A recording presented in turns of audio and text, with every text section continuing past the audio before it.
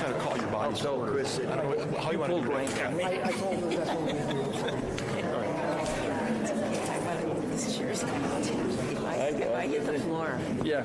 I said, this chair is tipping. If I hit the floor, it's up to you to call the attention. Wait. Instead of saying, Mary. These chairs look so nice when I looked at them, but they're a little bit. Yeah, Are they soft? yeah, they do. Trying to save money on the chairs. My coworkers don't complain about these chairs though, like they do the ones that Oak have on an election day.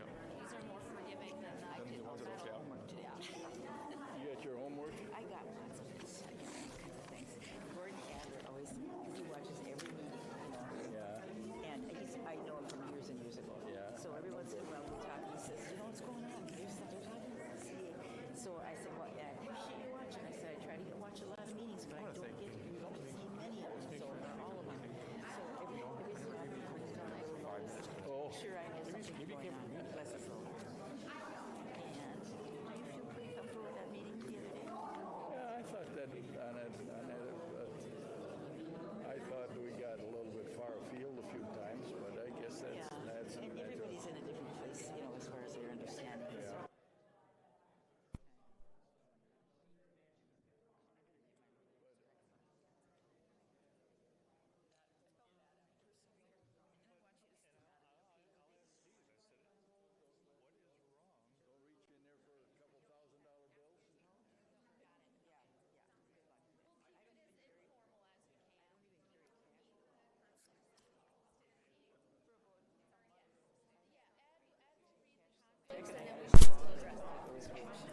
I've never been a person of hearing cat. That is that time. It's 6 o'clock, and I'll call this meeting to order. The clerk has advised me we have a quorum of the common council here, and I will now turn it over to the chairman of the meeting. Thank you, Ed. I'll call the meeting to order for economic development. Thank you. First order of business is welcome and introductions. Steve? I thought we'd just go around. I assume most everybody knows each other. I mean, it's Marshfield's kind of a big, small town, and a lot of us are on different committees and meetings and stuff. But let's still go around just so we all know who is in the room before we start getting into what I hope is a very productive conversation. Jessica Schifferl, City Clerk for City Marshfield. Steve Mark, City Administrator. Dave LaFontaine on CDA. Mary James Mork, CDA. Chris Myers, CDA. Ken Marketer, EDB. Tom Budke, EDB. Mary Jo Wheeler-Schuler, EDB. Ed Wagner, Community, City of Marshfield. Mike O'Reilly, City of Marshfield. Rebecca Spiro, City of Marshfield. Tom Turchi, Director of Public Works, City of Marshfield. Josh Miller, Cedar Corporation, Economic Development Consultant for the city. Natasha Tompkins, City of Marshfield. Russ Stalber, City of Marshfield. Derek Werman, City of Marshfield. Great, and maybe even our guest tonight, if you would just briefly, because you may chime in at some point as well, too. Kaylee Gomez, Main Street, Marshfield. Erin Wilson, City Development Director of Marshfield Chamber. South Central Chamber.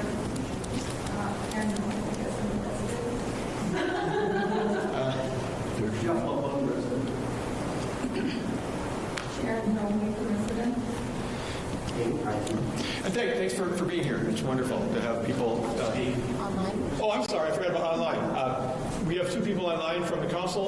You guys can introduce yourself. Andrew Reynolds, City of Marshfield, and EDB. Brian Giles, City of Marshfield. Sorry, I didn't mean to forget you guys. I apologize. I do the same thing, Steve. It's hard. This is a nice place for We have on the agenda the order of identifying potential conflict. Please be advised that under City Policy 3.340, any member of the body shall declare a conflict if they have interest, financial or otherwise, direct or indirect, or engage in a business or transactions, professional activity, or incur an obligation of any nature that is in conflict with the proper discharge of the body's duties. Is there anybody who would like to declare a conflict? If not, we'll proceed to the next order, and that is citizen comments. And at this time, I'd like to welcome any citizen to come up to a microphone, one of these, or to this area, and address the assembled bodies concerning issues of housing in the city of Marshfield. Is there anybody who would like to go into the call? Well, Steve? I just want to make sure nobody else did first. I'm an extrovert, so I talk a lot, right, Ed? I just want to say, I wanted to put a line on here, and I forgot to put it on the agenda, what the purpose of this meeting is. And first of all, thank you all for being here. I really appreciate your time on what's a nice Thursday evening. It looks like the smoke has lifted for a little while. It's been so hazy lately. But thanks for being part of this. The goal for this meeting, in my mind, and it's been discussed at EDB meetings a fair amount over the last few months, is to have a good, healthy discussion about residential development in the city of Marshfield.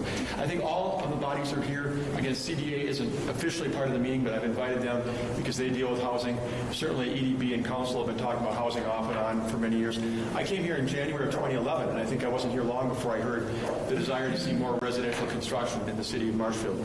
So, thank you, and hopefully it'll be a good, fruitful discussion. Feel free to chime in anytime, whether you're a member of the boards or not. If you raise your hand and CDA or whoever, give some input. And also feel free, as we go along, to go grab some water and pizza. There's some left. Please, whether you're a member of the EDB and council or not, feel free to have some food and beverage here. I want to start off by just giving a little background. This is, well, do you want me to start the first item? Just wanted to add one thing. I was asked by Mayor District to chair this meeting because she couldn't be here tonight. And I was filling in for her tonight, and she sends her regrets to the council because she could not be here. Thank you. Go ahead. All right, we want to start with the first item, or the first real item here, which is review recent history of efforts to determine and address residential needs in the city from, I put 2013 to present, I'm thinking 10 years. And, like I said, 10 years ago, the focus was a little bit different. We enlisted the help, I think, back in 2013 of a company called Redevelopment Resources. They actually worked with us on an economic development strategic plan, of which housing was a big part. Back then, a lot of the focus was on multifamily. We really wanted to get some better apartment and other multifamily housing units in this community. We felt deficient. There was a call for that for a variety of reasons, both permanent and even temporary residential housing in that category. So we did embark on that. We spent a good 5 years or so. And, I'd like to say the city can take credit for hundreds and hundreds of new units being built. I think we helped to jumpstart it in some ways. I think we partnered with some development in small ways. In some cases, maybe not putting a lot of money out ourselves, but helping where we could to spur on development. We've seen a lot of apartments down on the former Highway 10, Heritage Drive, on Hume Avenue areas over by the high school and elsewhere, and up by Walmart and other places. So I think that's been fairly successful. But what's come out during that time is, I think, slowly growing, and I want Josh Miller, our former Development Services Director, now our Economic Development Consultant with Cedar Corp, to comment a little bit. The desire to really get some more single-family lots, the deficiency, the lack of single-family lots was becoming problematic for us because, companies looking to come here are looking at more than just free land in the industrial park. That was the old thing years ago. Can we get free land? But they're looking at where would my spouse find a job? They're looking at other recreational amenities. Do you have parks and trails? And of course, now Vanity Waters is wonderful. And do you have housing opportunities, whether we want apartment, whether we want single family, whether it's buying an existing home or whether it's building new? What do we have out there to offer people who are looking when they come here to live and work? So, anything you want to say about the past before I get into more recent, Josh? We were starting to track, since the last housing study, we continued to track the number of lots that were available, and not every lot is created equal. We looked at some different types of lots, from the single-family standard lot that you're going to build a new house on to substandard lots that are maybe in this neighborhood where a house was raised and it wouldn't necessarily meet lot sizes. Those are not generally going to be built on. There's also called infill lot, or I forget what the term was, but there were lots that people would buy as kind of buffer lots for they'd buy their adjacent lot. They wouldn't want to build on it because they wanted to have like a double lot and retain that in the town. So there are a number of lots available, but really when it boiled down to it, the actual developable lots or desirable developable lots back in 2020 was sitting around like 25 lots. Now some of those infill ones did get built on, but that was part of the impetus to create the Daniels Edition or move forward with the Daniels edition to add more lots. Previously, the last subdivision that had been approved was back in 2008. And we all know what happened in 2008. The market crashed, and there was not a lot of interest in housing. A lot of there were mortgage issues and things like that. But we did not create any new lots, substantial new lots, in about 12 years. But in that time, we were building 15 to 20 homes per year. And so we were chewing up all of our inventory without creating new lots. And so that's kind of led to the shortage where we find ourselves today. And so even the 23 lots that created in the Daniels edition was just a little blip in the radar that did not address fully. And we knew it wasn't going to address all of the housing needs in the community. And housing is very difficult to get your arms around. I mean, because demographics are hard to get your arms around. Things are changing. Anybody who's ever gone to a conference and heard about how millennials look at life versus how Gen Z looks at life. In some cases, I know from my own kids that the dream of buying your own home when you're in your early to mid-20s would never have occurred to them. Where, in years gone by, it would have been the American dream. You get married, you start a family, and you buy your own house or you build a house. So housing needs are shifting too, and that's one of the things we have to adapt to as we see what's out there. What are people looking for? I'd like to see a good conversation out of that point alone. What do you see and what do you hear people trying to find that we don't have? Because it may not be exactly what we're thinking. And we'll talk price points as well too. So it's a big topic. I've got in your packet that I put on in front of you a lot of materials that I sent to many of you. I certainly sent it to the council and EDB members. Just to touch on those a little bit, there's the housing study, which was done, I think, initially in 2014, and then updated in 2019. You have the 2019 update. I sent the whole thing to you by email, but what you have in front of you for tonight is the strategic housing plan part. It's about 16 pages. We may want to highlight some of the things that were referenced just 4 years ago that would have been desirable goals in terms of what we're trying to do. And what our target is we try to look at how we use our limited resources and availability of funding and other opportunities. You also have in your packet the most recent report from our Development Services Department. It's called the Housing Affordability Report, and it covers permit year 2022. And that shows, just as recently as this last year, some statistics that are helpful to us, both for the city of Marshfield and Wood County, in terms of number of owner-occupied units in different price ranges. Just an analysis, you can flip through it, of single and two-family home opportunities. What we're seeing being built, what are people building in the last couple of years in our community. And it's good statistics that I think can help us a little bit. We know that, as I said, there's a single-family demand. That's part of it. That's probably not the whole residential development part we're going to talk about here, but we did create TIF District 13, which is in the area down along the Veterans Parkway. And a part of that, in the southeast part of town, is it's a mixed-use TIF district, which means residential is permitted across part of it. Really, that was the impetus for that TIF district, was to get more residential development. We had a project before us last year. It didn't come to fruition for different reasons. That's fine. We move on, trying to figure out what we want to create down there with that tax increment opportunity. Is it affordable housing? If so, what does affordable housing mean? What are we talking about when we use that phrase? You hear workforce housing, affordable housing. What are the price ranges and the types of products that people are looking for? People in the market have told us some things that help us. They're out there trying to sell these projects. But these statistics might give us a little look about what's going on in our community, what's going on in Wood County and the surrounding area. And I think that I won't go through all the materials or all the data. Hopefully you got a chance to look at what I sent to you a few days ago to help us guide this conversation. But the main thing I want to talk about tonight is what are we seeing? Where are the gaps? Where are the opportunities? Where's the financing possibilities? Where's the land availability? And where are the true needs from what we're seeing and hearing from people in our community or companies trying to come to our community? We only have limited bullets. I mean, the council can tell you, broadly speaking, finances are tight. You've heard that about City Hall. The debt load is something we manage very closely. So we talk about our resources to jumpstart different types of housing. They're there, but you want to use your bullets wisely because it's not an indefinite or an ongoing source of ready cash. So I want to, out of this conversation and subsequent conversations, I want to get a sense of what are the targets, what are the focuses where we should put our attention to try and further housing in this community.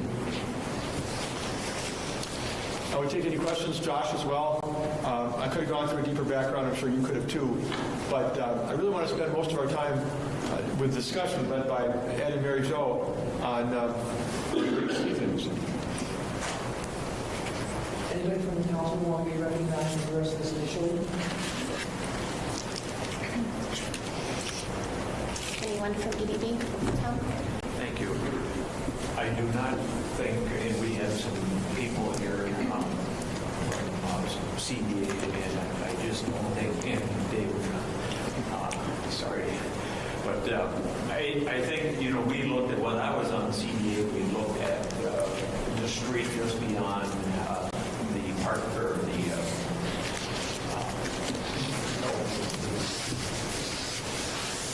facility where your office is. What's the name? Thank you.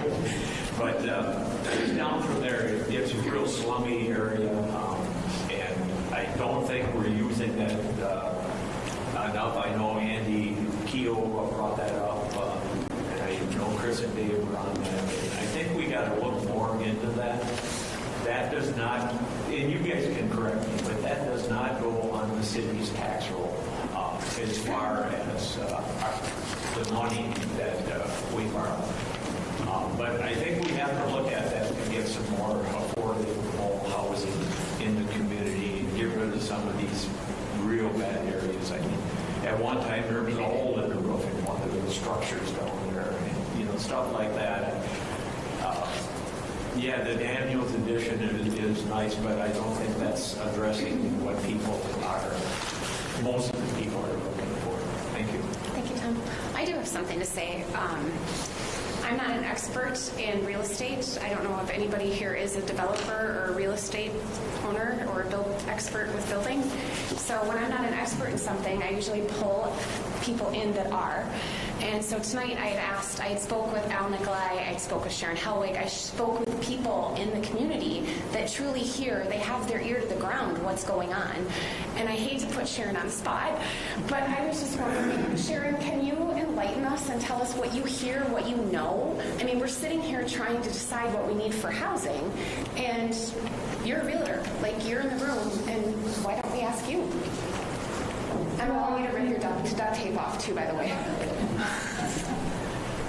Sarah, could you maybe come up here for just at least the time you're talking? You'd be closer to us to be heard. Sorry, I'm really putting you on the spot. Pretty much, yeah. I think the issue is, unless you're going to get free from somewhere, I don't know how you're going to deal with it. Because we looked at the affordable housing for $200,000 here a few years ago, but you can build for $200,000 within about 1,000 square feet, figuring $200 a square foot. So unless you can get free labor, free materials, or something like that, I don't know how you're going to address this.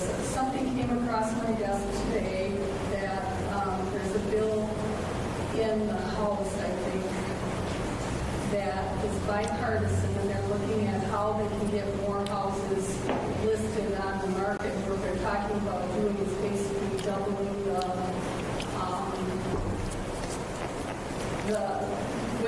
when you sell your capital gains type of thing, you could now defer $500,000 for a single party and $1 million for a couple. Thinking that older Americans that are looking to downsize or whatever.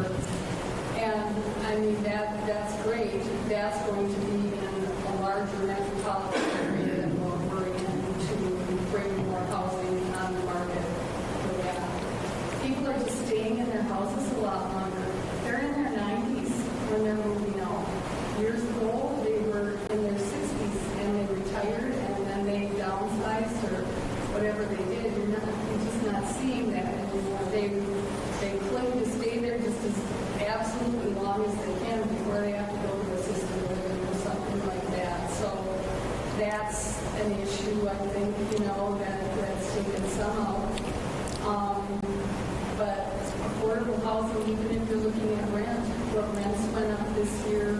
I mean, I was looking for an elderly lady in the spring, and it was $100 that the apartment went up from the time I started looking in February until April. She came back and called me to say, I said, have you got one? And she said, no, I just wanted to let you know the rent's going up $100 a month.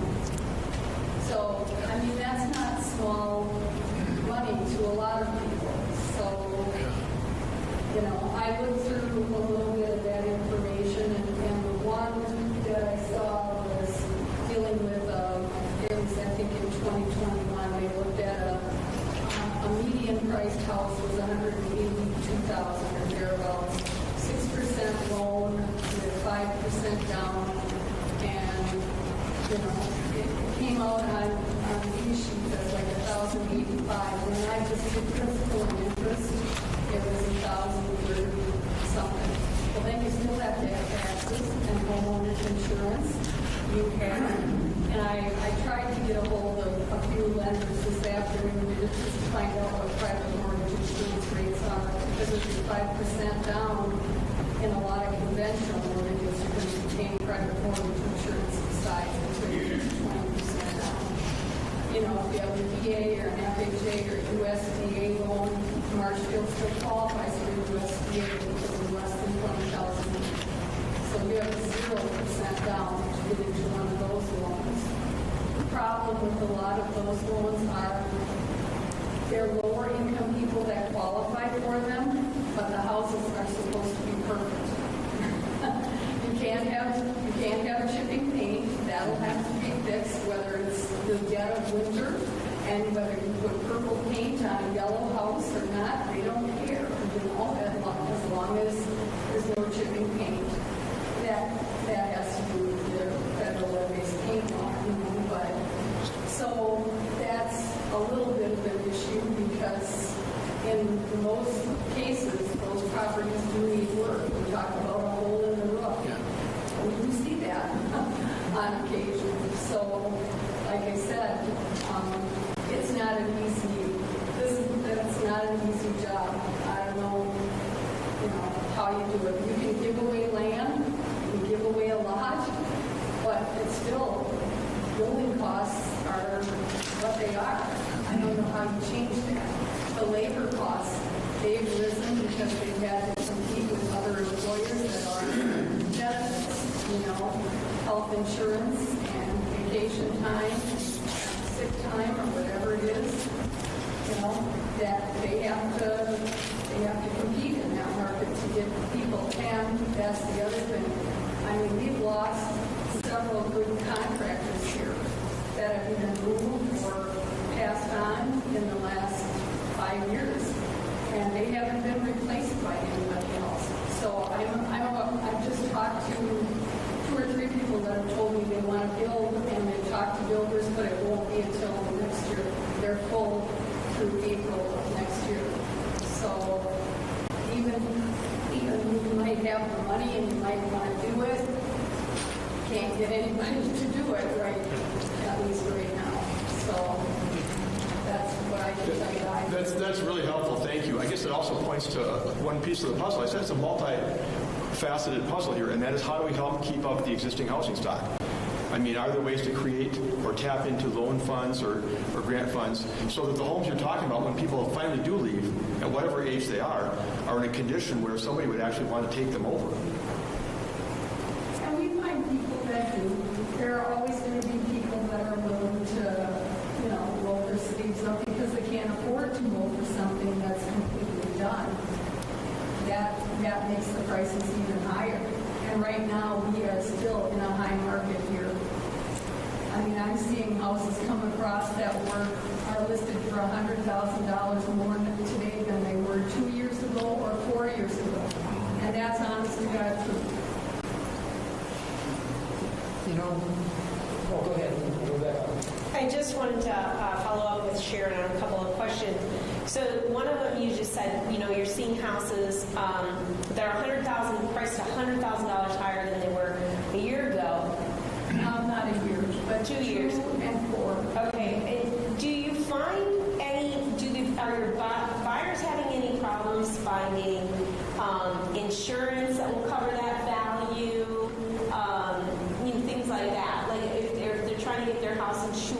is the house really valued at $400,000, or is it $200,000 like it was 2 years ago? And why would an insurance company value it at $400,000 if its true value is $200,000? Well, insurance companies usually value by replacement costs anyway. And I had somebody stop in my office yesterday and they said, this can't be right. My insurance went up and they're saying it's going to cost me $600,000 to replace this house. And I said, well, how many square feet do you have? Like 3,700 or whatever, and a basement? They're not replacing that for $600,000 any way, shape, or form unless it's, I don't know. You can't do it. You're $200 to $300 a square foot, and that's not, even on that high end of $300, that's not all granite and tile and marble and stuff like that. It's just, at least any of the builders that I've talked to.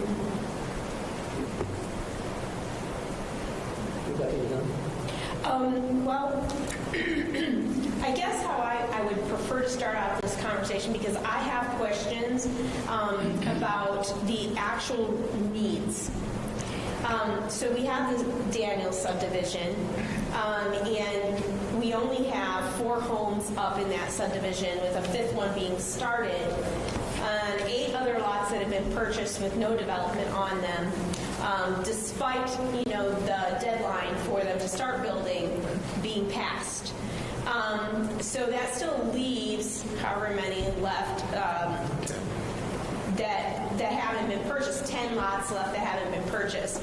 And so I'm wondering if anybody has insight why we have such a big need, but no one's taking those lots. No one's purchased those 10 lots, and the other 8 lots nobody's built upon. So what are we hearing in the community as to why those lots are just sitting? Or is anyone hearing anything in the community? And maybe Sharon's the other person to answer this question too. I don't know.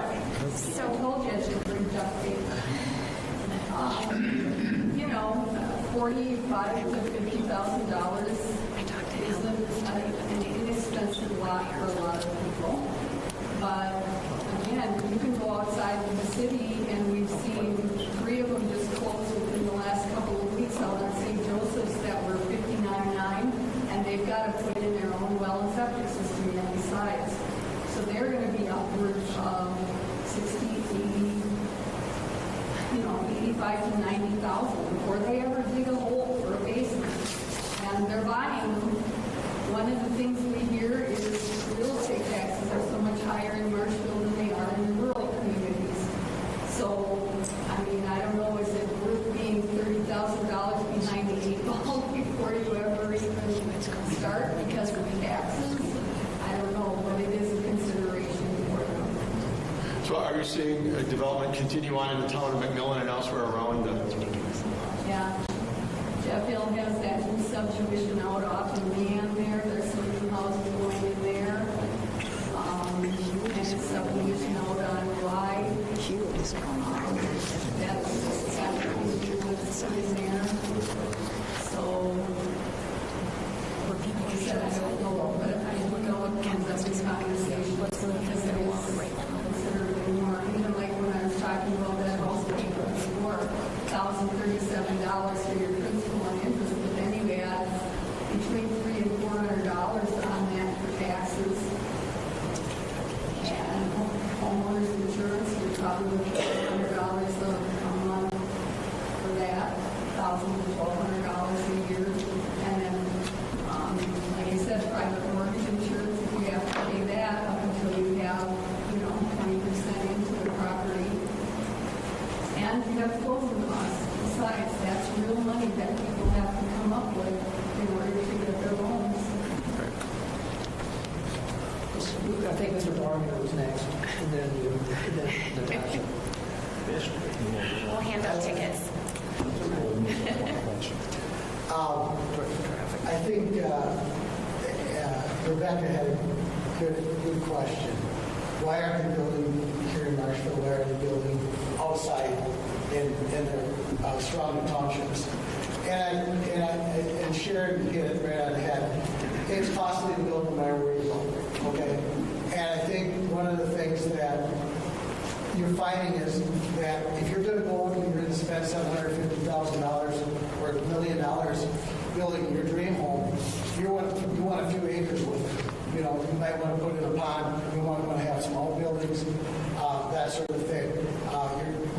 might not want the regulations that we have here in the city of Marshfield, okay? But, you know, those people still have to drive. They have to provide their own well, they have to provide their own septic, that sort of thing. So there's trade-offs. And to have the exact answer why, I don't know exactly why, but that's what I assume. That's what I've heard, that some people are building outside the city limit. The taxes, yeah, there is a little bit of difference in taxes. But your school tax is the same no matter where you live in Marshall. All your other taxes are going to be the same. You just maybe your city tax rate is going to be a little bit higher. But you got to remember, you got better police. You know, if you need to call an ambulance, it's there within minutes. If you have police, they're going to be there within a few minutes. And fire, you don't have to depend on a real fire department to make sure you take care of your needs. So we have a lot of amenities that's, you know, and that's built into the cost of our lots. So it's what the people want. How they really want to invest their money. That's how I feel. And I do have a follow-up, but I can wait till after Mrs. Tompkins speaks. Hey, John? Did you want to say something? No, I'm still pointing. So I think part of the reason that we're all meeting together is to say, could we do a multifaceted approach for at least hitting some section of the housing needs? We have the Daniels subdivision, so maybe we don't need to talk about that socioeconomic level. Personally, Josh, there is something in the packet, I think. Is it in the packet, this? Yep. So in here, you have what's called the missing middle. It would be people who are teachers. They're It's the back of your packet. It's at the back of the packet.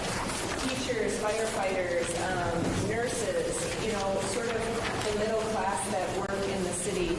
Is there a way that the city and the CDA, and then I'm going to ask Josh just to say something about a new government grant program that might get passed right now. But is there a way that we could bring in different aspects of funding so that maybe we could address one of these levels of our society? And maybe the missing middle would still be considered affordable housing, which is where you can get your grants and where you can maybe even have the CDA help. So we might need to focus a bit and say, can we do something?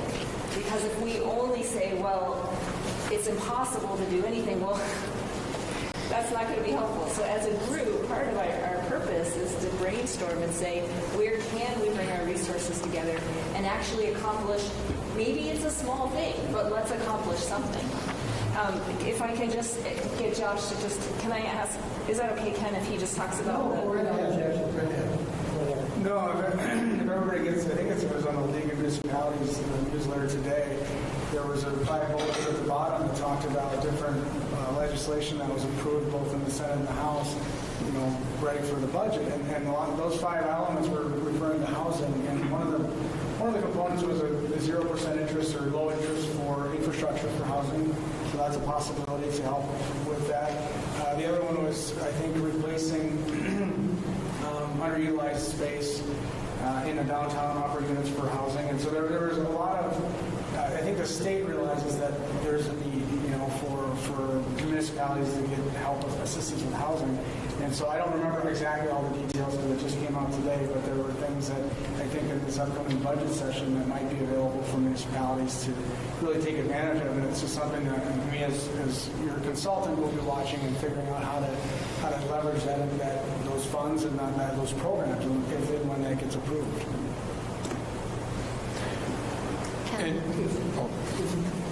Okay, Ken, you want to follow up? Well, actually, I have a different topic I will discuss. If you want to continue on. Yeah, and if I can finish on that one, you know, Jennifer and Tom and Josh and I have been in conversations about some calls we've gotten, you know, in the last year or so. There are people wondering what we want. They're talking about that area, 21st and Washington. They're talking about the 2nd Street corridor, and you know, they seem willing to potentially invest money into some different types of housing. But before they do, they really are trying to get a sense of what we're trying to promote, because I think they know that we have the TIF district. They know that we may ultimately create a TIF district in the northwest part of downtown. So this is an important conversation. What is it we're trying to get off the ground. I mean, they want to know whether they'd be welcome and have a chance at getting somewhere, and that's part of the importance of this conversation. So, Josh, can you clarify, like a couple years ago, and this speaks to the fact we're short-staffed, right? You were here a couple years ago and then you're gone. Was there a project going on in the Green Acres subdivision that kind of got halted because you weren't there anymore? Because I feel like the job of city is infrastructure. And for a developer to go in and put houses in, they need you guys to put curb and gutter in. They need to develop those because it's $80,000 per lot in that subdivision that if the city doesn't build that infrastructure, that the developer would have to do.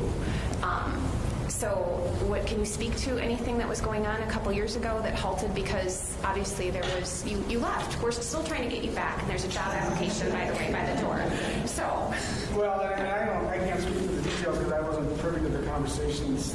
Maybe essentially, that development was being looked at by a developer, by the city, is to help build out the infrastructure. There were, I think, clauses for the developer to reimburse the city after lots were sold. Focusing on, I think, that starter homes type thing, was going to be, it wasn't necessarily affordable because single-family detached homes are just not affordable. When Sharon talks about $250 to $300 a foot, even at 1,000 square feet, you're looking at a $300,000 home. That is not really affordable in Wood County. So we weren't talking low-income or affordable homes, it's just basic standard homes. So when I left a little over a year ago, that project was moving forward, and I have to defer to staff to talk about the rest of it. But there was potential for that, and I don't know the reasons that didn't happen or move forward. I can address that. Okay. I got to revert to my original role on the council, and that was the skunk at the family picnic. And it's changed. The way it seemed like when we 2 years ago, as the 21st Street project was going on, we were still doing the Daniels thing, and we were also looking at the fact that the one developer, I think it was Green Tree, is that the one?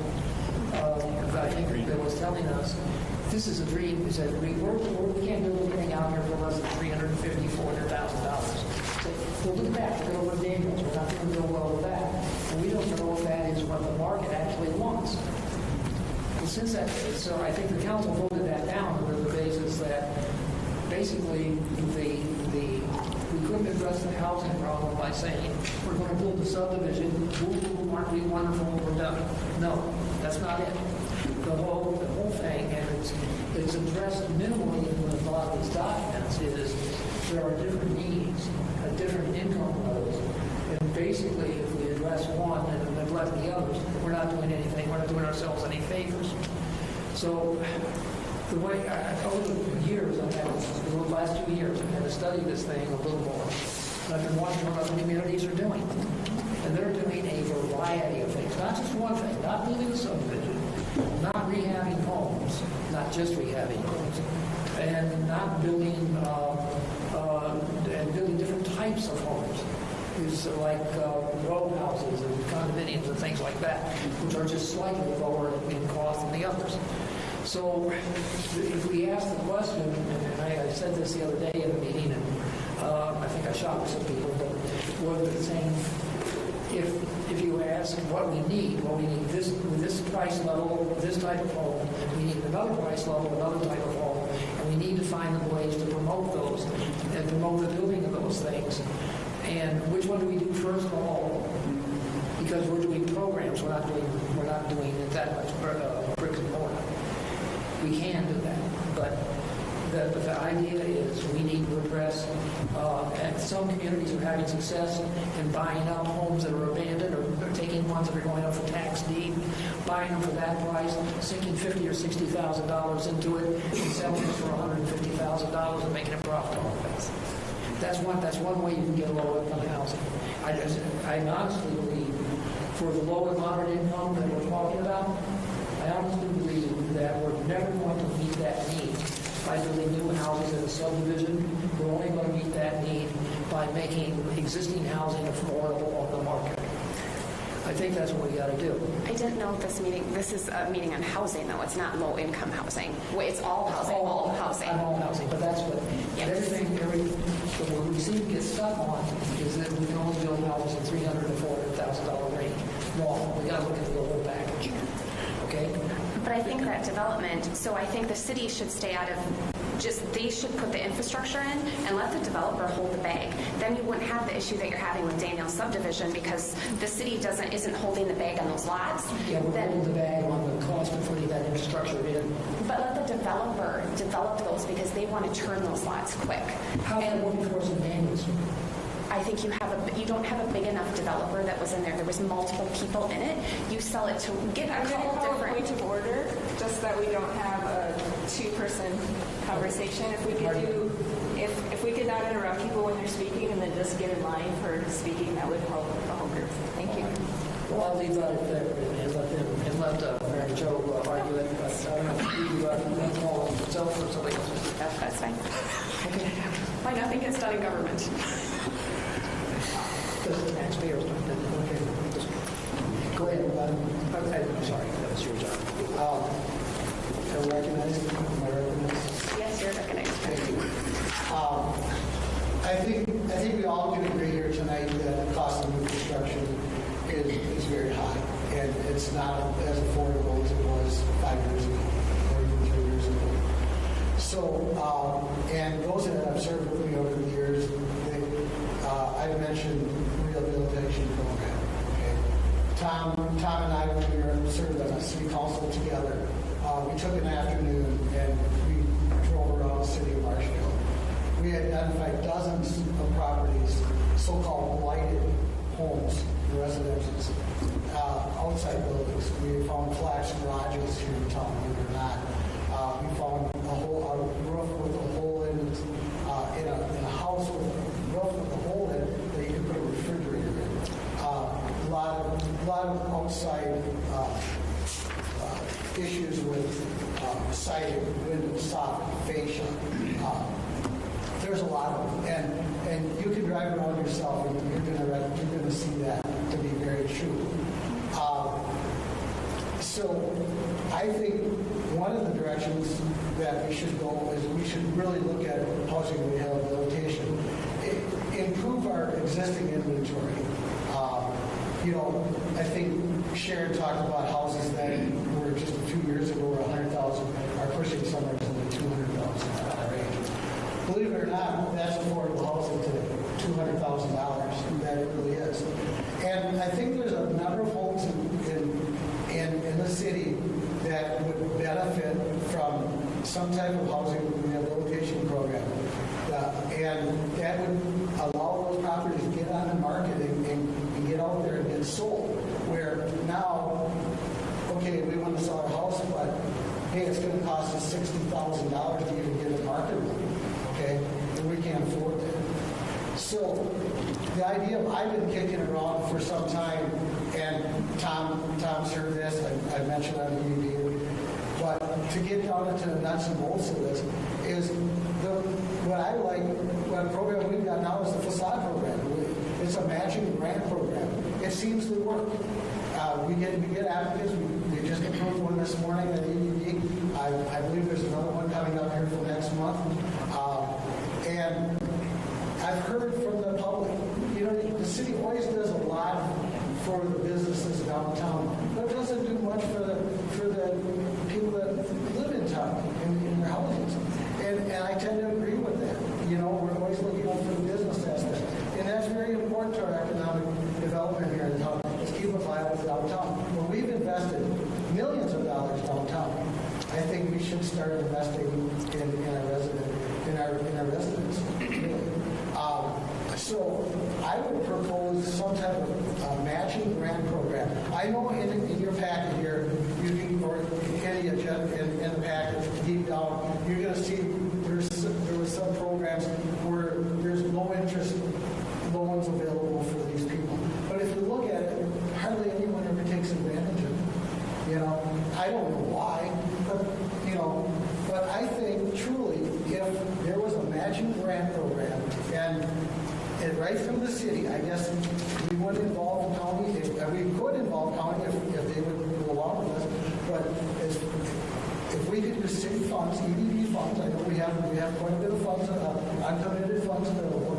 If we could commit, similar to like this year, in 2023, we committed $70,000 for the facade program. Well, today more than half of that's gone, okay? And I would assume the other half probably will get granted in July, okay? But, I mean, it would have to be substantially more than $70,000. We'd have to probably have to start with a commitment of at least $250,000 for the first year. And see how many people will take advantage of it. And we have to get the word out. We have to communicate with the public if we're going to do this type of program. So I really feel strongly that it would go over well. And if we follow somewhat of the guidelines from the facade program, there's a lot of great facade program guidelines are well written. They're based on federal guidelines. Kaylee and her people did a wonderful job on it, and we commended her at the last vote meeting. And I think if we go that direction, it would really help alleviate some of the housing problems or needs we have in the city of Marshfield. Thank you, Ken. Chris? Yeah, this is a really good discussion, and I'm having a lot of flashbacks on time here at City Hall. Because none of this is new. None of this is, we've had solutions to this problem in the past. One thing that comes to mind, I agree, the facade program has been absolutely phenomenal. It's done amazing things for our downtown. Everybody likes free money. I would like some free money. But we used to have a revolving loan fund that was available for this type of work, especially for people who met certain income requirements. And I can't remember what happened with that. I believe we consolidated that with DevCo up in Marathon County, or we did something to that. We still have it. Yeah, you talk about two different things, I think. There's the revolving loan fund we used to have for business that we did end up kind of merging into what Synergy offers because they have a better interest rate. But you might be talking about the low interest loan fund under CDBG for people to rehab their houses if they are in the lower to moderate income category. And I think the hindrance there has been having money to come in. In other words, we get when they sell or move out or whatever, we get paid back and then we keep recycling it. I don't think we have a whole lot in the pool right now. What was the source of that fund? So, I mean, it's a CDBG, it's a federal program, and so it's a grant. It's a revolving grant, and we partner with Juneau County Housing Authority, who's overseeing that program and administering it. So they have access to. So once the city runs out of money, it gets moved up to the county. If they run out of money, then there's a regional fund that Juneau County oversees. So I don't know that we're out of money. The local pot, I think, is dwindled down. But if the local pot runs out, then it can get bumped up, and they can continue to tap into that and get more funds as they need. So the thing is, though, that if Steve Barr gets one of these loans and then lives in the house for 30 years, I don't pay anything until I move out or die or whatever, and then you get paid back. So all that money is tied up until it's repaid at the end of that time. So if you have enough people to take out loans, you may have situations where there's not enough recycling. Yeah, and I agree with that. Andrew?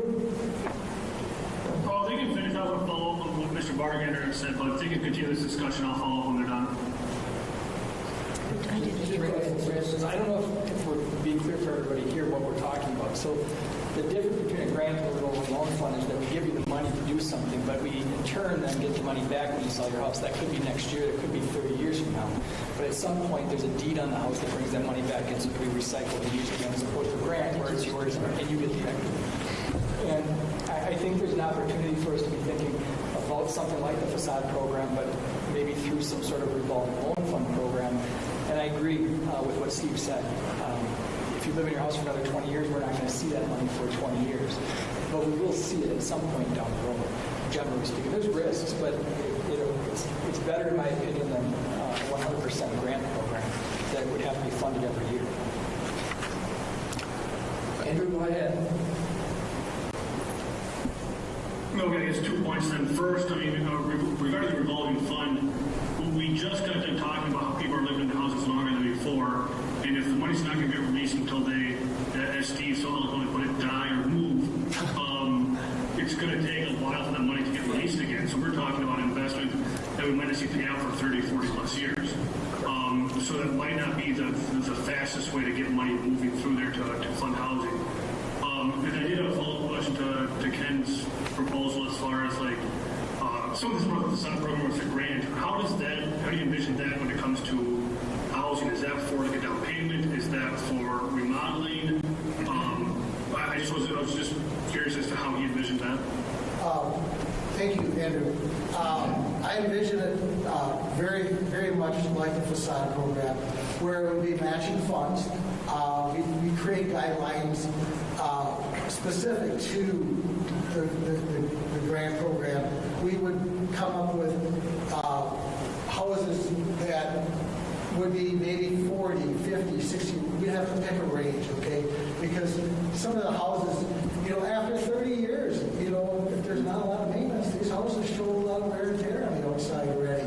So, but you just have to sit down and come up with an age range. So it'd be like 40 years or older or something like that. Okay, as far as income goes, okay, I'm low income.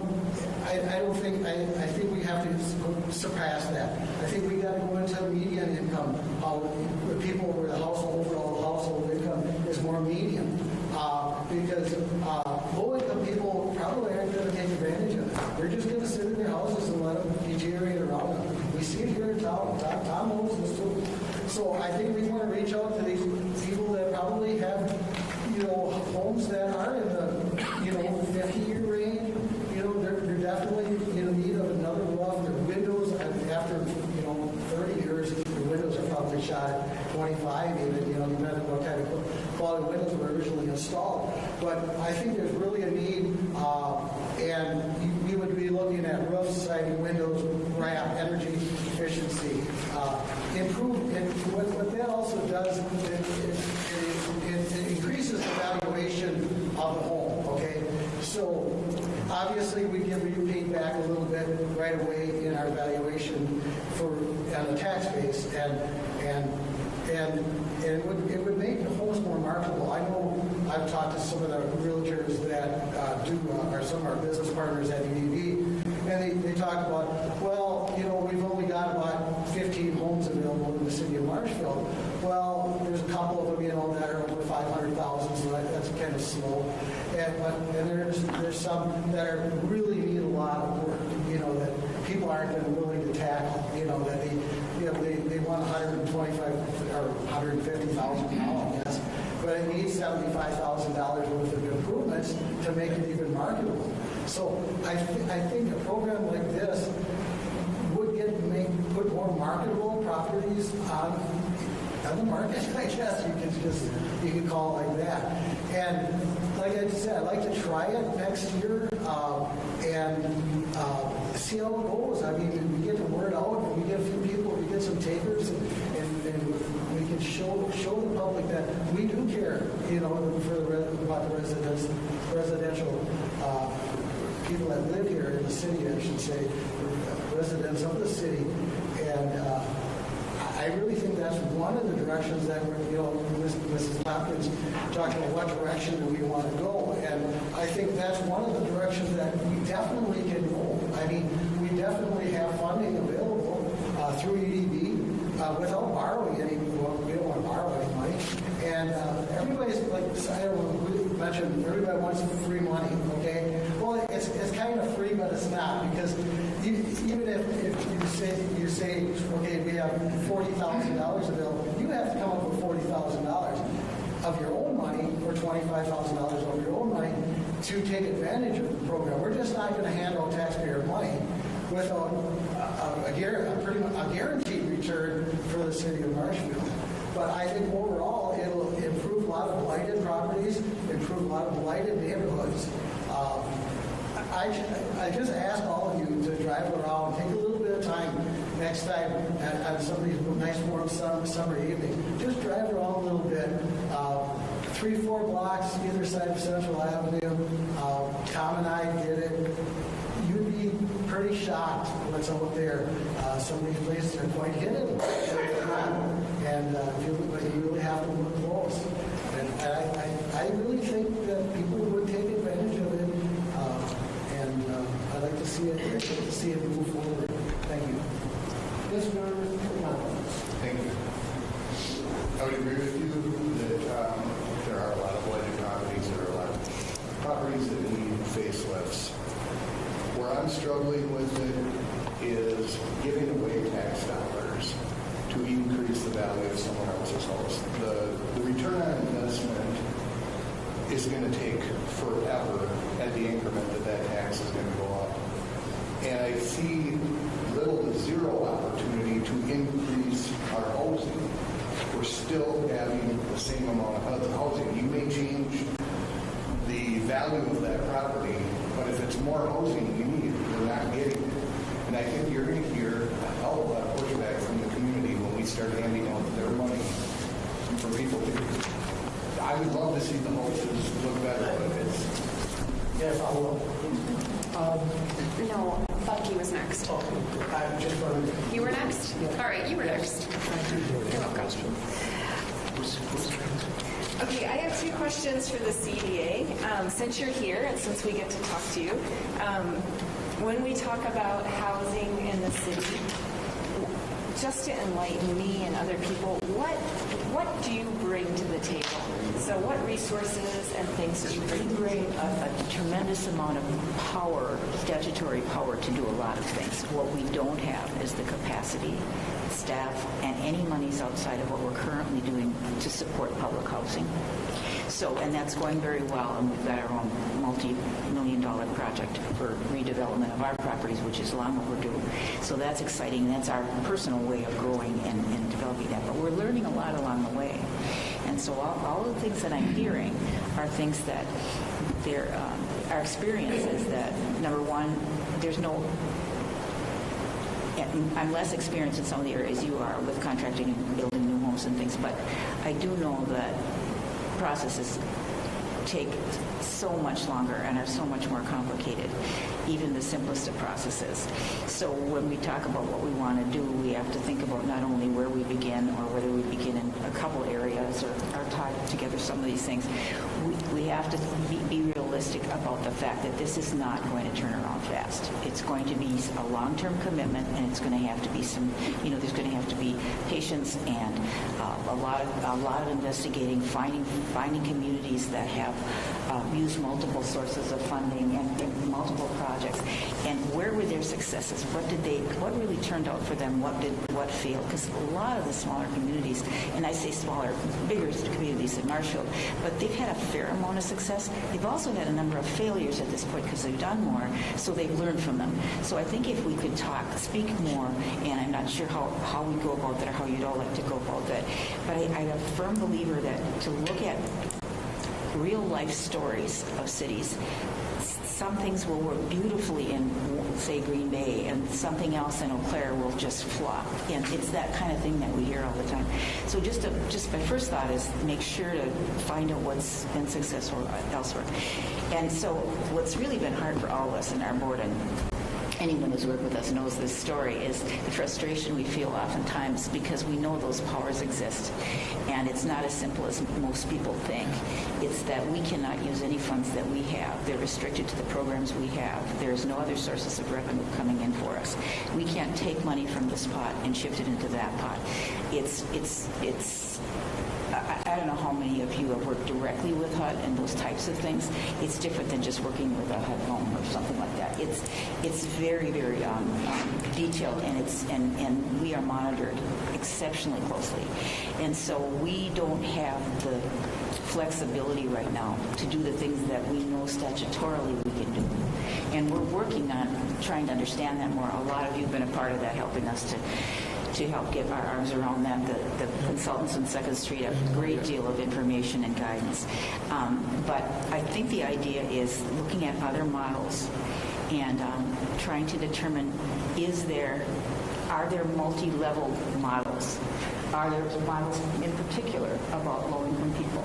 And maybe one community has 2 or 3 different models they've used and it's been successful. As tired as everybody is about, here we go, we've got to look at models now and it's going to take more time, to go through that process. I just don't know. I think that is a prudent thing to do when you're thinking, especially now with the limited funds we have. Yeah, I mean, that helps it. Mary and Dave were at a meeting with Ed was there, and Josh, Jennifer, Tom, when we had Vanderwall on monitor, and we talked a lot about the Second Street redevelopment plan. It was this time last year that both the council and the CDA adopted a plan that just got everybody excited about what that corridor could look like and the redevelopment that could happen west and north of Chestnut and Second. And it's still a vibrant vision, but it takes work. We want to see to the degree that they can partner in terms of capacity and in terms of statutory authority, and whether we can pull together city resources. We're lacking economic development and planning staff right now. That doesn't help.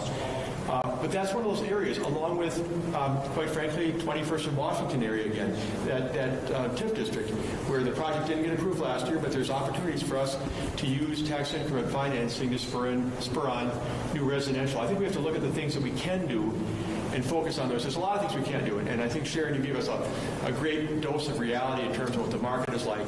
Thank you. But whether it's a revolving loan fund of some type to help keep up existing housing stock, whether it's the areas that we can try and work on, different parts of our community, I think we end up, my goal out of all this ultimately, whether it's tonight or another time, is here are the 5 things we can do.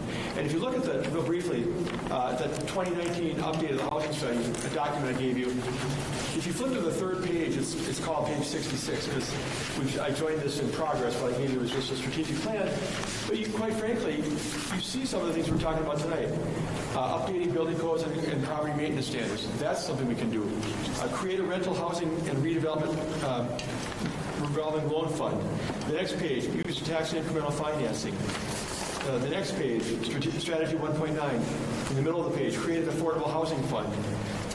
Down below that, add more rental housing downtown. How can we get better apartments? Kaylee's been part of these conversations before, so that people want to live downtown in good, solid, livable housing. Some of these things are going to take a fair amount of work and resources, but what things can we do with our limited bullets, our limited financing, and our capacity to make some of this stuff happen? I think that's where it's going to come down to ultimately, because we all know sitting in this room we can't do everything financially and otherwise. Where do we want to put our marbles? I think is what some of this is going to come down to. One of the things that I think we touched on, or somebody else. Yeah, so go ahead. Just to add to what Steve said, I think as not only just resident of my husband, I also own rental properties within Marshfield. One thing that also needs to be looked at in this whole realm of things is what people can afford. Not everybody that I know can afford the Danielson subdivision or the Hills subdivision. Like, what can people in Marshfield afford? I believe when I Googled it, maybe Google was wrong, but it was on the internet.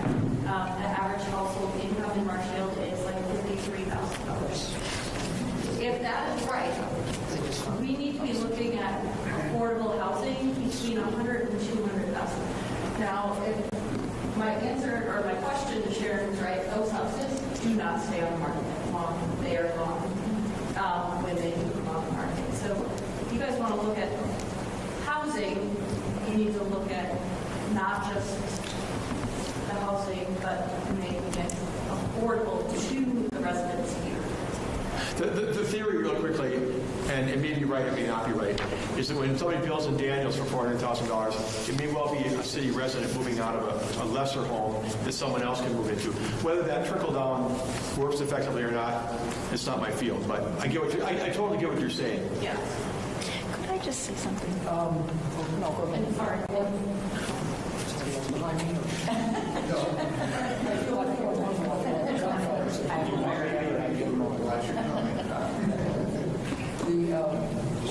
One of those things that we talked about with the city about what sources of funds we had to do anything, and one of those things we found was we have the opportunity to take one more increment out of some of our TIF districts before we close them out.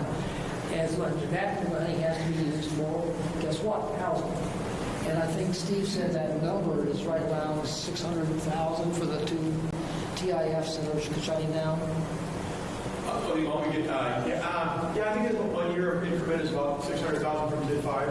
Yeah. I believe, yeah. That's the number we talked about in terms of And that one being able to put toward affordable housing. Right. And the other thing is, the other possibility is the revolving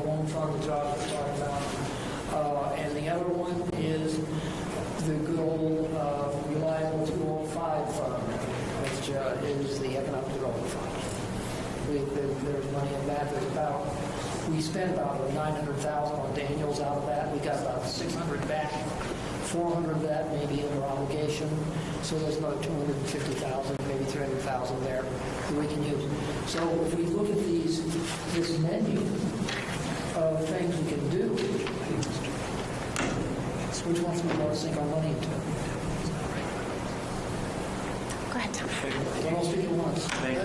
Can I ask the panel to join in, sir? Well, I just pointed, Sharon's got her hand up. You're talking about Daniel's subdivision, and I don't know how many of you know, but there have been two houses that have been built up there, spec houses that have been sitting on the market now for over 280 days. One of them is 472,000, and the other is a little over 500. And the little over 500 is a two-story. The other one is an 1,800 square foot ranch for 472,000. I had a call from a gentleman the other day, and here's another thing, I guess, that's keeping some people in their houses. They want to downsize. They want to go to a smaller ranch or whatever. They're going to have to give up 2.5 acres with an extra garage, a 3-car attached garage. It was built in the 90s, but they're going to hardly come out even to switch to do that. And so pretty reluctant to do that, so they just stay where they're at. But that's the kind of thing that's happening if you're out of touch with what has happened with the building costs and so forth. That's what it's like. What he could get for his house that's nice, it's a little outdated, but it's about 2,300 square foot ranch. He's going down to 1,800 square foot ranch. He's paying the same thing, and he's getting less garage and, less finishes. So, just so you know. All right. Was there somebody else over here? Did you? Go ahead. This might be the first time that I ever disagreed with Mr. Wagner. But he mentions, you mentioned, Ed, about we have all these things to do. And I'm with Natasha on that, that pick something out, whatever it's going to be, do it. Whichever one of those items that we had. People will see that we're doing something. If you just do a little bit here and there, people are going to see nothing, really. And I was on the council a long time, and an EDB at different times, and I'll be honest, I'm tired of talk. Let's pick something else to do.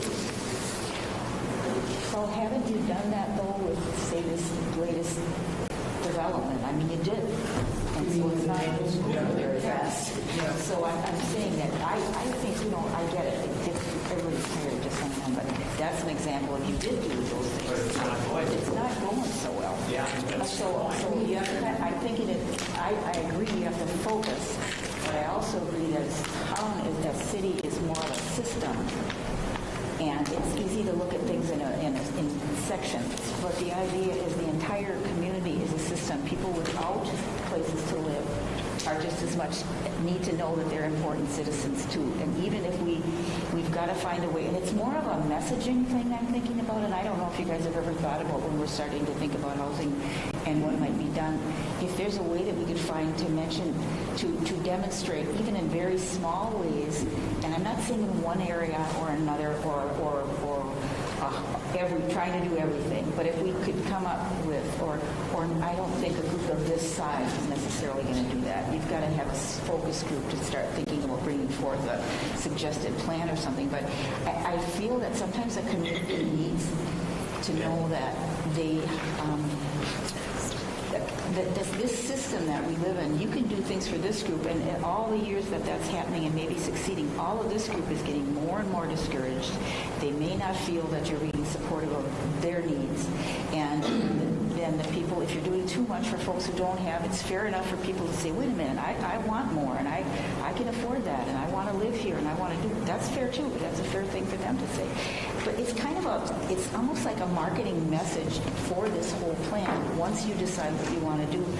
And I think it would raise people's spirits and their hearts up if they would just know that there's a room, somebody's thinking about where they are, whether you start there or whether you don't. Something, how do we message to people that all the work that you've all been doing and for a long time, and now those of us who are newer to the table are coming together.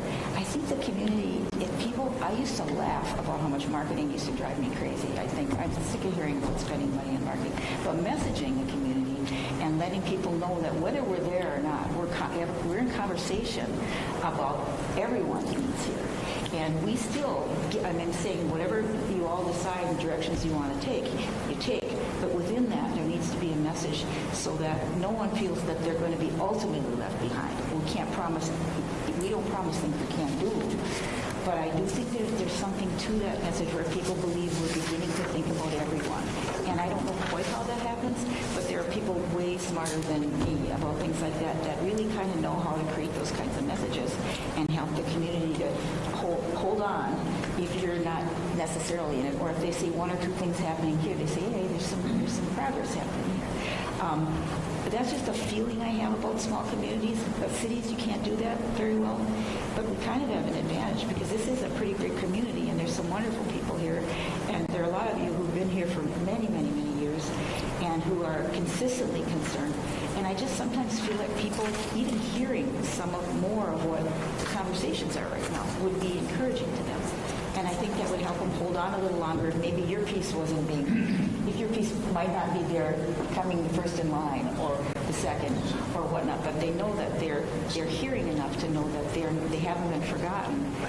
Does that sound too pie in the sky, guys? Because I really think that's important. I think you lose people if they think they're just going to build another, subdivision. And everybody understands the importance of that and why you need the tax dollars. But the whole community, if half the community feels let down, that's going to come out. You're going to feel it in other ways. I mean, there's going to be negativity on their side. I'm just throwing out these thoughts without answers. It's just a feeling I have. Rebecca. Yeah, so I'm just wondering, at any point in time, has the Economic Development Board, has the CDA ever done a SWOT analysis where our strengths, our weaknesses, our opportunities, and our threats are? Because we can't... I'm sorry, when you say our threats, do you mean? The city, the whole city. Threats. Yeah. Are you specifically talking about housing? I'm talking about housing. Okay. Yeah, as far as housing, because I don't know how we can move on. There's been many comments. I'm sick of talking about this. We've talked about it. We've not moved on it. And there's got to be reasons why we're just sitting there talking about it and never moving forward with anything. I think it's capacity. I think it's capacity. And it could be, but I mean, and I think these opportunities and threats and things like that, they change. They've changed a lot in the last year or so. You know, we can sit here and say we want this housing so desperately, but listen, people don't want to pay 7.5% interest right now. That's a fact. That's not going away. I'm facing that myself. I put my house on the market in Florida at the 1st of May only because I want to move to a place that has a boat dock in my backyard. I don't currently have that. So I put my house on the market in May, and I started to look at homes. So let me back up. When I purchased my house a couple years ago, I got a great deal on it. Okay? It's more than doubled in value. So it's not that I'm not standing to make a good amount of money on the house. I am. But here's what happened with my situation. I'm going out and I'm looking at houses that are equivalently priced to the one that I'm selling. And I'm getting less house than the house I'm in. So why would I do that? When I took a mortgage on my house 3 years ago, I got a 2% interest rate. Now they're looking at me and telling me, oh, your interest rate's going to be 7%. So why would I do that? That ups my payment by $4,000 a month. So I'm standing back, pulling my house back off of the market, even though I had 3 offers just yesterday. I'm pulling it back off because it doesn't make sense. And that's what you're going to see here too. It doesn't make sense. Just like Sharon was alluding to. There's somebody who's got a house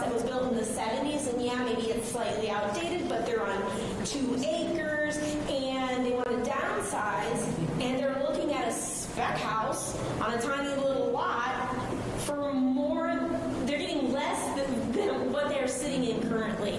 So that's a problem.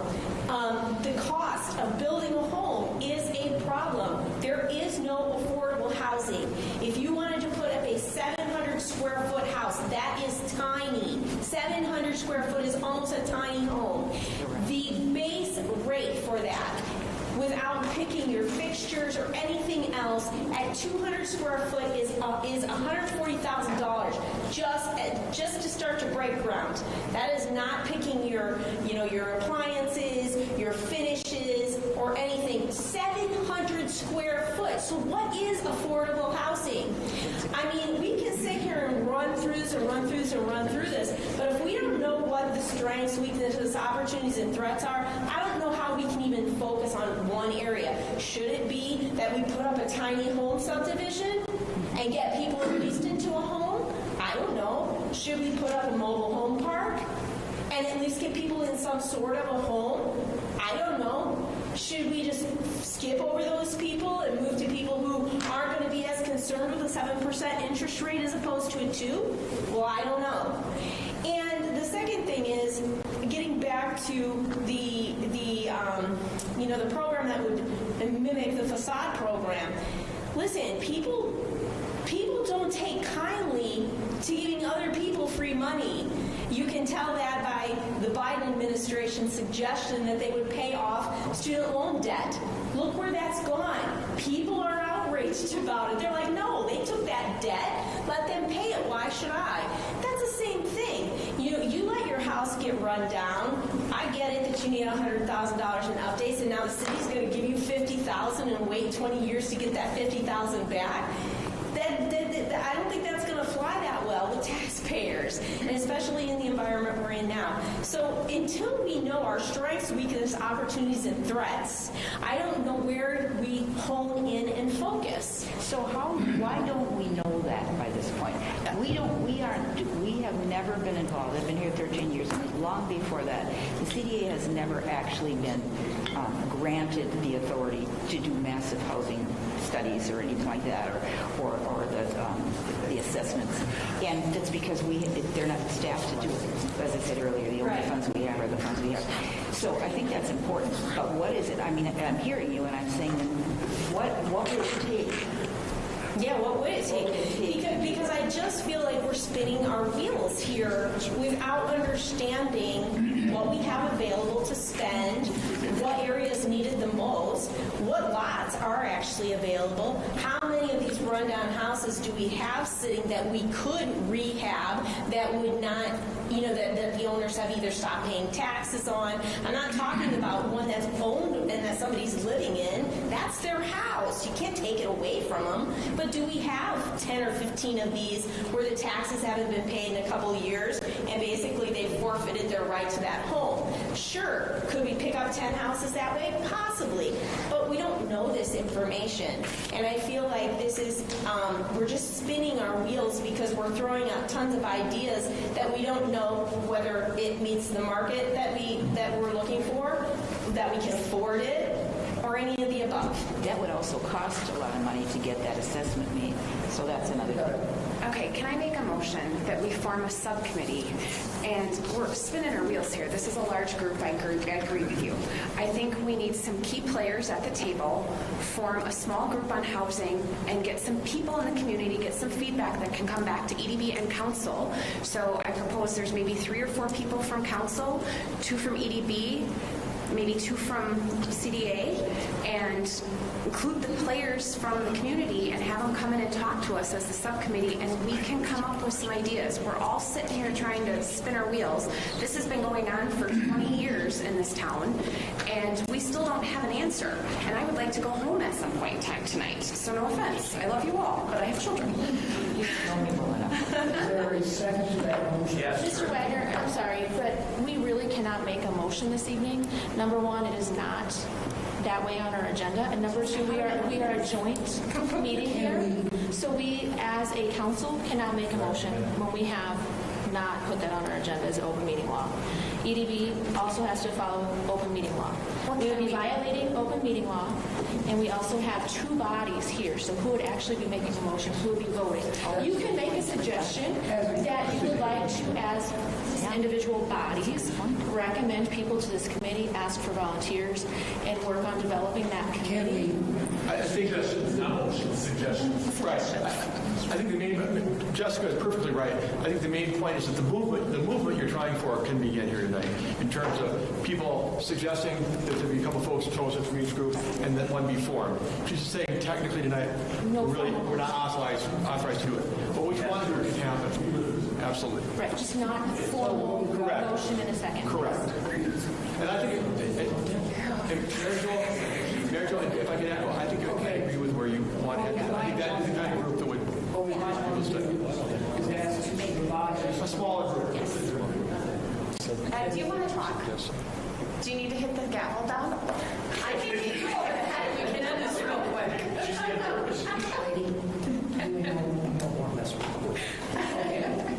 All right, so what I think we're going to do is say that as a group we agree that a smaller body needs to meet to address these issues and recommend that the Common Council, that the EDB, and the CDA put forth person nominations for a committee to handle it outside this meeting. Yeah. Sounds good? Yeah, we give that approved formally and start them on their way. No, Russ, you're Get the guy. all right, Russ. What's the problem?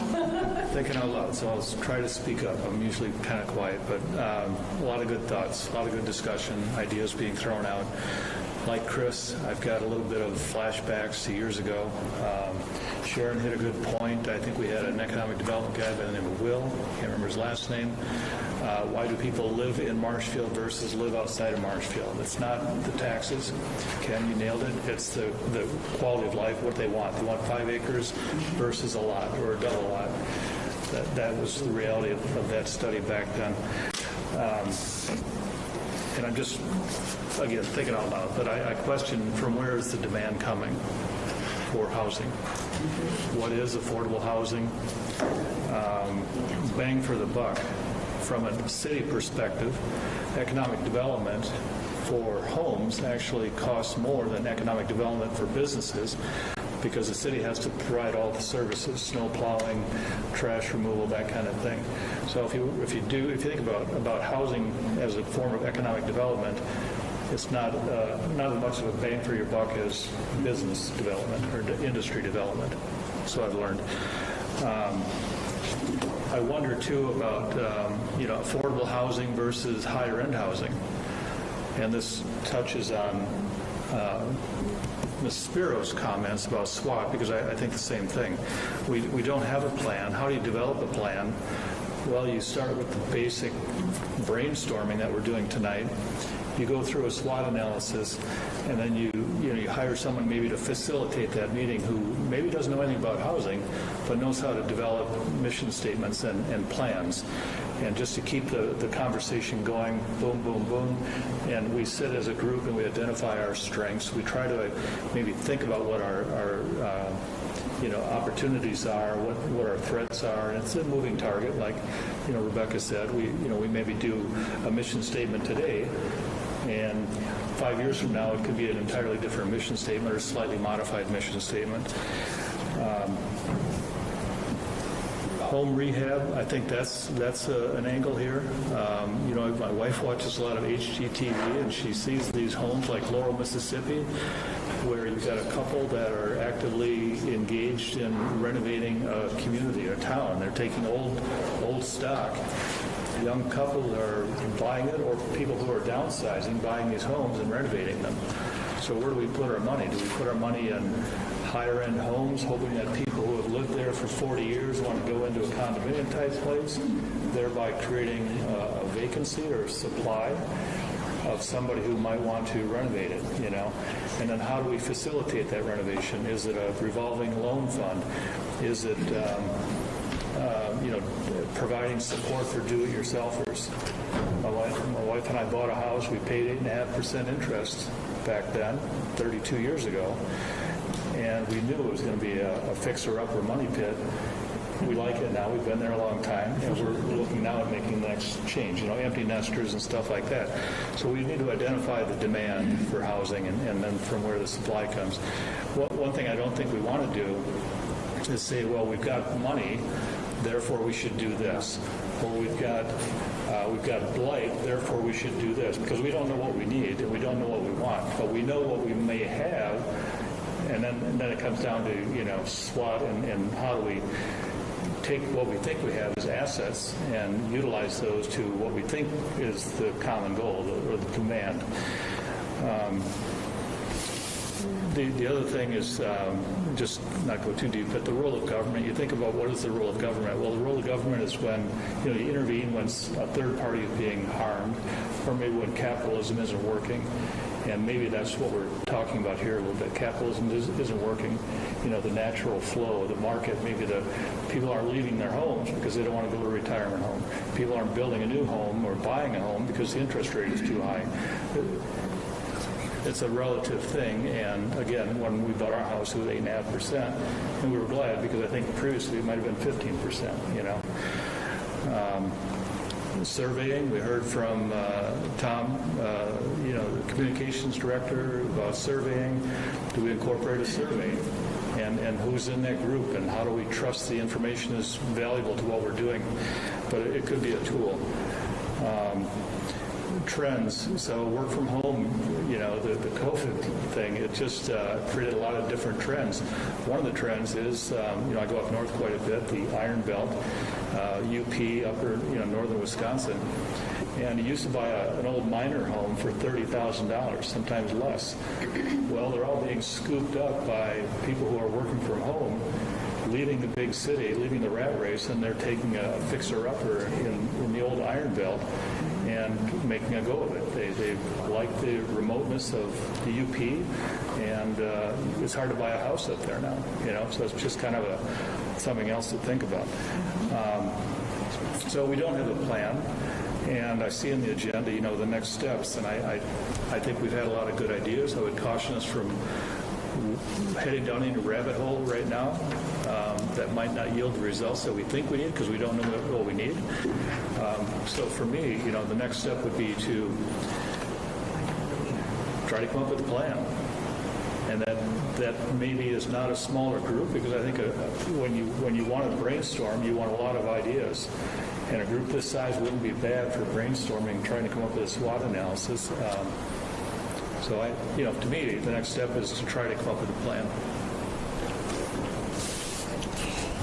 Okay, Andrew? Good, thank you. I agree with pretty much everyone here. It sounds to me like we all have consensus, but we just aren't stating it. Everyone kind of feels like, we need to do something, but we don't want to do it half-heartedly. We need to make a full-faith effort to do it, knowing full well that we have a limited opportunity to do so with our resources available. And before we get there, we need to know what direction we're going. So like Ms. Spears was saying, we need to understand what the need is, and if we only have limited bullets, we need to find the best bang for our buck. And whether that's high-end housing, low-end housing, middle housing, or rental, whatever it may be, we need to identify that. And before we get to that point, we kind of need to focus this. And brainstorming is good and all, but I'm looking at the notes that we've covered today, and I've got notes from housing rehabilitation to buying and turning the profits for the city to just building infrastructure, doing nothing, to a low-interest loan fund. I mean, there are a lot of options out there, but I need to kind of consolidate this to some degree and forward, because we can spend the rest of the night here and have a repeat of Tuesday just brainstorming here without much effect. And so I would kind of agree with the idea of at least, whether it's forming a subcommittee or something else of the sort, but once both of these committees or groups break off back to their independent status, consider that maybe we need to do that. And to the point of, we have brainstorming, we don't need a small group, we need a large group. Well, maybe at that point we go ahead and schedule a meeting or invite people to have a large group to brainstorm, and then at that point give those ideas, take a step back, analyze what was given, and move forward again. So like I said, from where I'm sitting, it sounds like we're all on the same page, we're just not acknowledging it. On an unrelated note, I'm going to step out of my comfort zone here and make a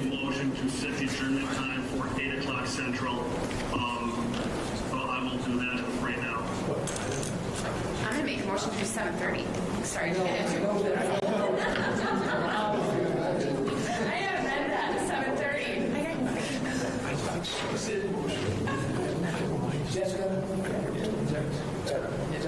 We can just have a consensus, no motions, please, no motions.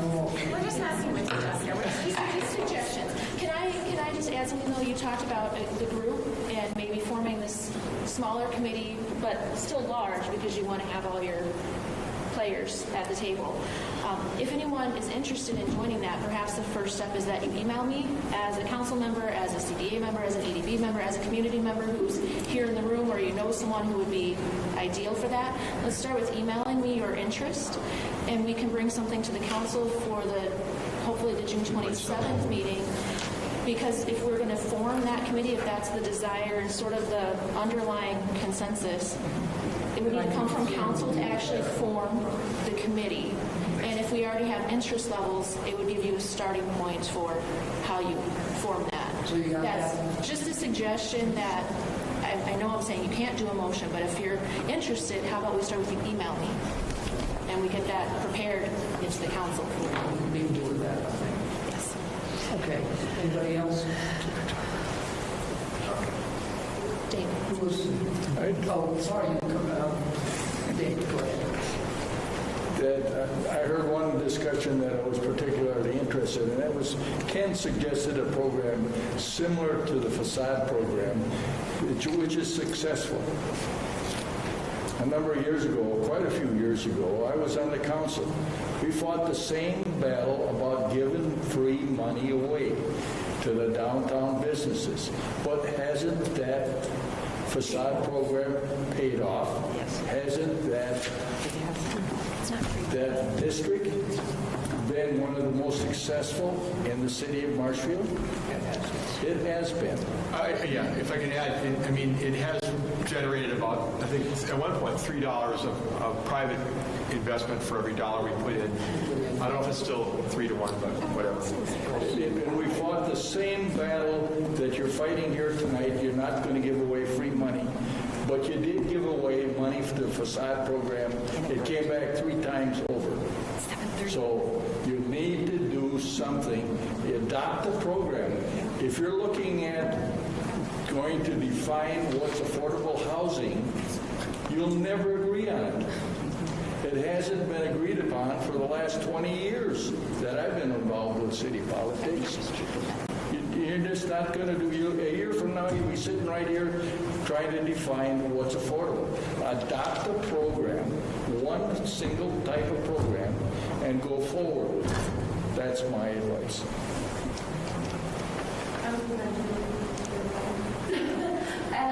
Just again, as a resident and a community member, and somebody who's actually used the facade program 3 times, thank you.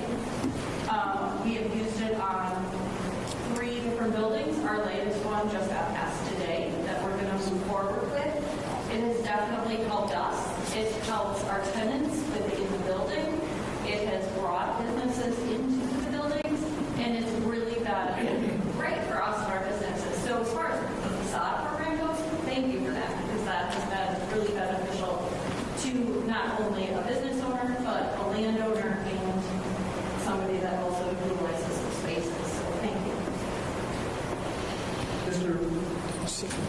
So I agree that we don't know what affordable housing is, and we don't know how to achieve it. So we could achieve it by building high-end housing and freeing up old stock, which a young couple might want to fix up like we did when we bought our house. We don't know. So, you can't jump to the solution saying we need to develop affordable housing. Maybe we need to develop high-end housing, which would have that ripple effect to develop affordable housing. The other thing I wanted to say quickly is, where the city comes in, the government comes in, we have tools in the tool chest. One is tax incremental financing. We know that is available. Revolving loan fund, that's a vehicle that could be used. Also, eminent domain. People don't like it, don't like to talk about it, but we've got brand new gems here that people have invested in next to what other people would say is blight. Is that an opportunity to exercise eminent domain to accomplish what we think is our goal? Thank you. just want to tack on real quick, because I think, again, going back to what Andy said, I think we've all established what we think the best next step would be. For anybody in any of the groups who has interest, I would put thought into two things that I think we've kind of avoided talking about tonight, and that is, what is the root cause of the need for housing, and what can we as a body control? What factors can we actually play a part in? That's pretty good starting. Okay, anybody else? Suggest to adjourn. Suggest to... I suggest a second. As that well. I can do.